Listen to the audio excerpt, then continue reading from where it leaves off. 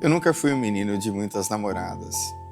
E o modelo de casamento, para mim, eu vi e assisti e contemplei nos meus pais. Eu sou filha por adoção, nasci em Santa Catarina e meus pais foram me buscar. E Deus me transportou para um ambiente de amor, de paz, onde havia princípios, valores, um ambiente estável.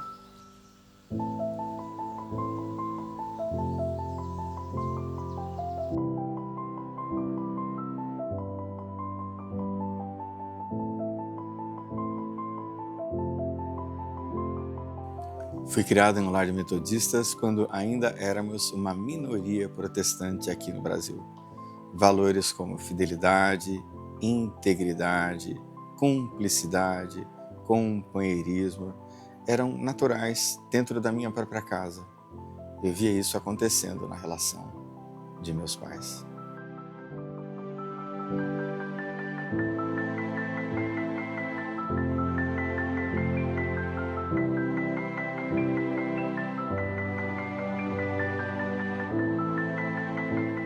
Meu pai sempre respeitou minha mãe e minha mãe sempre respeitou meu pai. Fui criada em uma família católica, tradicional. Meu pai era o provedor da casa e minha mãe sempre a mulher do lar, com os cuidados da família, da casa, dos filhos. Sempre houve respeito entre minha mãe e meu pai. Se você está casado, casada, e enfrenta dificuldades e lutas no seu casamento, permaneça casado, lute com todas as suas forças, até o quanto lhe seja possível. Busque ajuda. Procure pessoas com experiência, com habilidades, para estender a mão a vocês como casal. Mantenha a todo preço, tanto quanto for possível, a sua unidade familiar, o seu casamento.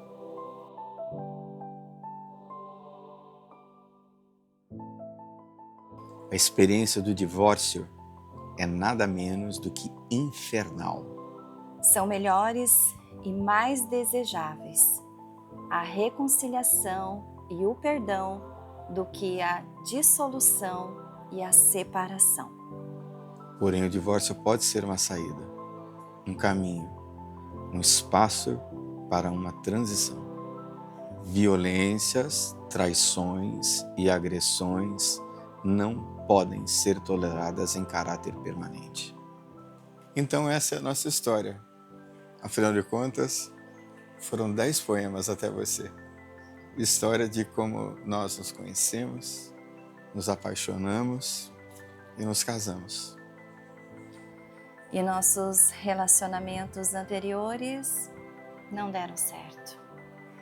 Então, se há alguma beleza nas nossas histórias, assim como com toda certeza há beleza na história literalmente de milhões de pessoas que passaram pela experiência terrível e dolorosa do divórcio e refizeram as suas vidas, essa beleza é a beleza da graça de Deus sobre nós, do amor de Deus sobre nós, que nos deu mais essa chance de uma felicidade possível a dois.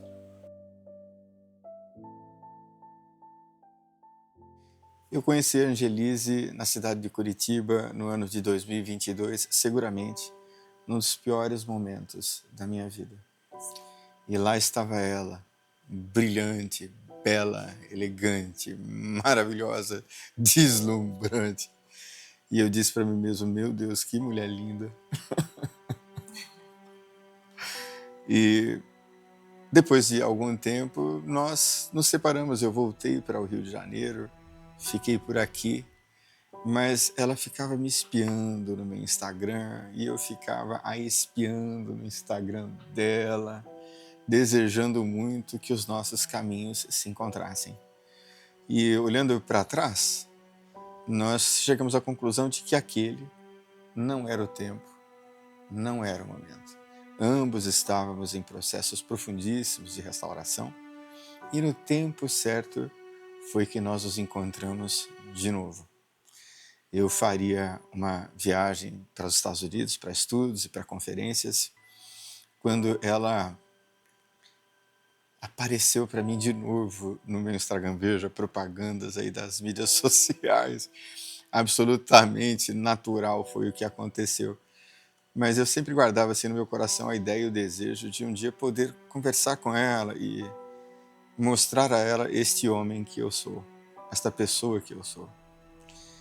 E aconteceu naturalmente. Eu olhei para o que ela postava, para o que ela colocava ali, trabalhando como cerimonialista e capelã no cemitério vertical em Curitiba, trabalho que eu admirava profundamente. Eu dizia para mim mesmo, meu Deus, que pessoa que precisa ter assim uma estrutura muito, muito sólida para fazer esse trabalho de cerimonialista e capelã num cemitério, fazendo 12, 14, 18 cerimônias por dia, de todo tipo de morte, todo tipo de situação de morte. E isso me cativou profundamente. Eu não tenho estrutura para fazer esse tipo de trabalho. E ansiava muito poder conversar com ela. E a abertura foi que ela estava fazendo psicologia. E aí eu disse assim a ela, você sabe que você pode ser muito mais do que apenas uma pessoa centrada e focada na questão do luto. E ela me disse, foi tão importante ouvir isso de você naquela época, porque ela estava também refazendo, reestruturando, reeditando a própria história.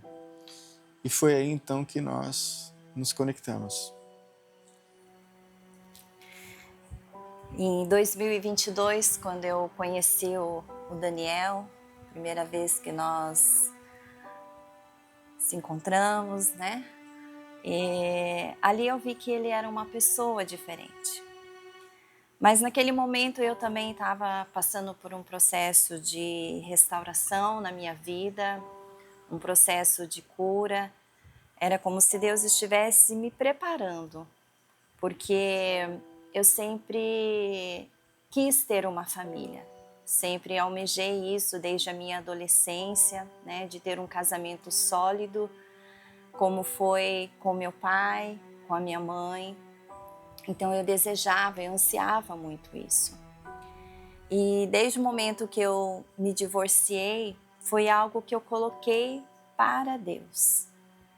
Que eu gostaria de uma pessoa que estivesse ao meu lado e que me amasse como Cristo amou a sua igreja, onde eu realmente me sentisse amada genuinamente. E foi um processo de 7 anos de espera na minha vida. E durante esse processo eu precisava ter esse preparo do Senhor na minha vida para que eu recebesse essa pessoa. E se passaram 3 anos. Eu comecei a seguir o Daniel nas redes sociais, eu comecei a ver as suas postagens, as suas reflexões, que sempre mexiam comigo, ao meu coração. E durante esse período, esses 3 anos, eu escrevi uma carta para Deus, aonde eu coloquei ali, né, em detalhes, a pessoa que estaria ao meu lado. E quando nós começamos a conversar, que foi através também de uma mensagem que eu tinha colocado ali no Instagram, de um vídeo, e ele veio e começou a conversar comigo, e ali as características dele que eu tinha colocado naquela carta eram as características do Daniel. E ali Deus foi confirmando. E uma das coisas que eu falei para Deus, eu falei, Deus, eu não tenho mais idade para namorar. A pessoa que vai vir até a mim, ao meu encontro, essa pessoa, ela vai desejar casar comigo, ela já vai me pedir em casamento. E ele não sabia de nada. E foi antes mesmo de ele vir a Curitiba, o meu encontro, onde nós estávamos conversando, ele fora do Brasil e nós conversando ali por vídeo, ele falou: "Eu vou casar com você. Eu quero casar com você". E ali foi a confirmação de que realmente era ele, aonde Deus preparou ele para estar ao meu lado. Eu me lembro que, momentos antes da minha viagem para os Estados Unidos, eu disse a ela que ia viajar para o exterior, a estudos e tal. E ela me disse: "Olha, Daniel, eu nunca saí do país". E aí eu disse: "Mas como assim, né? É muito fácil sair do país. Você entra no avião e sai do país". Eu disse: "Ah, mas não é assim tão fácil, né? Eu jamais pensei que eu pudesse sair do país. Acho que isso nunca vai acontecer". E eu digo a ela que me veio aqui, ó. Mas aí eu me contive. Veio aqui para eu dizer assim: se você fosse a minha esposa, eu ia te levar para todos os lugares desse planeta. Mas eu não disse, eu me contive. E disse a ela o seguinte: é muito bom quando Deus coloca alguém do lado da gente para crer naquilo que nós já não cremos. Quando Deus coloca alguém do lado da gente para ver o que a gente já não consegue enxergar. Ela foi fisgada, né, com essa palavra. Sim. E aí então nós fizemos esse roteiro nos Estados Unidos, ela no Brasil e eu lá. E eu disse para ela assim várias vezes: foi a melhor viagem que eu já fiz. E ela esteve comigo todos os dias, na melhor viagem da minha vida, acompanhado dela, acompanhado de todo sonho e de toda a confirmação que Deus foi nos dando. Essa é uma experiência também espiritual. É uma experiência inegavelmente nos dada por Deus, por meio da sua graça profunda. Deus faz isso, Deus pode todas as coisas.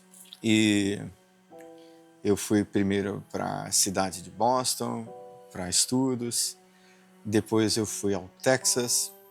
Tem outros aspectos da nossa história que a gente só pode contar num outro ambiente, com mais detalhes, né? Fazemos isso com todo carinho, em várias oportunidades, vamos fazer, temos propósito de fazer.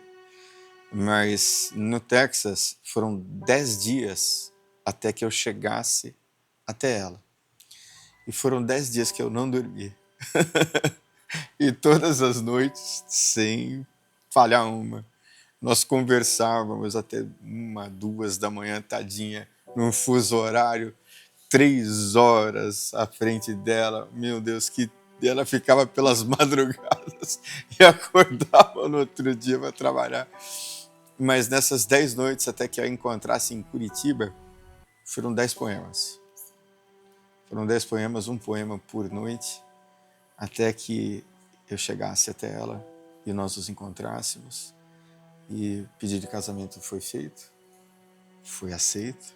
Eu coloquei uma aliança no dedo dela e nós estamos casados. E nós estamos completamente e absolutamente felizes, realizados, sem idealizações irresponsáveis ou ingênuas. Nós somos humanos e somos pecadores e falhos e frágeis. Cada qual carrega cicatrizes e marcas e resíduos traumáticos, não é, meu amor? Todos nós carregamos. Mas a vida e Deus nos amadureceram para esse momento. E nós gostaríamos muito de ajudar pessoas nessa mesma condição. Ajudar pessoas que estão nessa busca. E dizer a eles, não é, amor, que é possível. É possível refazer a vida. Mais uma vez, assim, se você puder manter o seu casamento, faça isso. Até as suas últimas forças. Mais uma vez também, violências, traições, abusos, agressões não podem ser toleradas permanentemente. Há um limite. Porém, se essa coisa tão terrível e trágica acontecer, você pode refazer sua vida. Muitos homens e mulheres estão nessa angústia agora mesmo, buscando alguém para estar junto de. E nós recebemos isso da parte de Deus, e é algo que de mais precioso nós temos hoje, não é, meu amor? Sim. A espera, ela é muito difícil. Para mim foi um período bem difícil, por mais que eu colocava diante do Senhor essas minhas petições, parecia que nunca ia acontecer esse momento, né? Ao ponto de um pouquinho antes de nós conversarmos, de nós nos reencontrarmos, eu já estava até desistindo, né? Mas Deus é aquele que ouve os nossos clamores, Ele vê as nossas lágrimas, né? Foram tempos difíceis, de muitas lágrimas, e aonde eu tive que aprender a gente vive uma solidão, e depois eu passei a viver uma solitude a partir do momento também em que eu comecei a me amar, a me valorizar. Então eu tive momentos de eu me curtir, né? Então eu falo que todo esse processo para nós é importante, esse preparo para que a gente possa receber o outro, né, em nossas vidas. Precisamos estar preparados. E Deus ele faz, ele traz, seja lá a pessoa do norte, sul, leste, oeste do nosso país, ele traz. Imagine eu em Curitiba, Daniel no Rio de Janeiro, estava em viagem no exterior, mas Deus ele sim é o Deus que ele faz nova todas as coisas. E a gente precisa sim ter essa convicção, saber que tudo isso foi construído e que veio da parte do Senhor. Então, a espera é difícil, mas esse momento ele chega. E Deus, ele vai muito além daquilo que nós pedimos, daquilo que nós imaginamos. Às vezes parece tão rápido, porque foi um processo assim de 4 meses. Mas a gente teve uma história que já teve um início lá há 3 anos, 4 anos atrás. Então foi o preparo. E precisamos realmente estar preparados para uma construção de um lar, onde homens têm os seus papéis, mulheres têm os seus papéis dentro do seu lar. O lar ele precisa ser um ambiente de amor, de paz. O lar é onde o coração ele é transformado, onde o coração ali ele vai se formando. Então precisamos preparar esse ambiente, nos preparar para este momento, porque nós mulheres somos guardiãs do nosso lar. Precisamos sim respeitar o nosso marido, admirá-lo, valorizá-lo, e assim como eles também têm os seus papéis na vida do lar, com seus filhos, como pais e como protetores, provedores do lar. Eu quase morri de solidão. Foi muito mais difícil para mim, eu acredito, do que foi para ela. Semanas antes de eu me reconectar com ela mais abertamente, eu pedi a Deus a morte. Não estava suportando mais. Foi terrível para mim. E por conta de momentos assim difíceis que eu vivi, muitas pessoas se afastaram de mim. Pessoas que eu confiei, pessoas que eu amei, que eu cuidei, que foram para mim uma grande decepção. Então, aliado a tudo isso, eu estava num isolamento terrível, muito ferido e muito machucado. Mas tudo aconteceu com um propósito. Não guardo mágoas e ressentimentos de ninguém, pelo contrário. E aconteceu para que, de maneira assim muito mais profunda e autêntica, eu consiga me colocar no lugar de quem viveu e está vivendo as mesmas experiências. Então, com toda certeza eu posso dizer a você que qualquer autoridade que eu tenha na vida vem dos meus sofrimentos, das minhas dores. Não vem de padrões morais elevados, nada disso.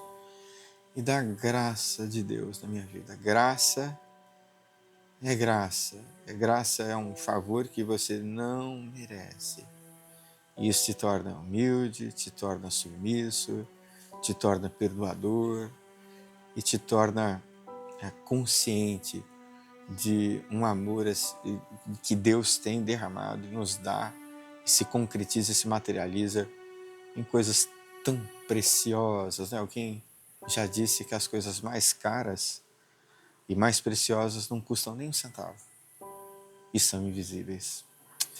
Então, nosso amor tem uma dimensão invisível, que é a emoção, mas tem uma dimensão visível, que é a nossa felicidade, que está estampada agora no rosto.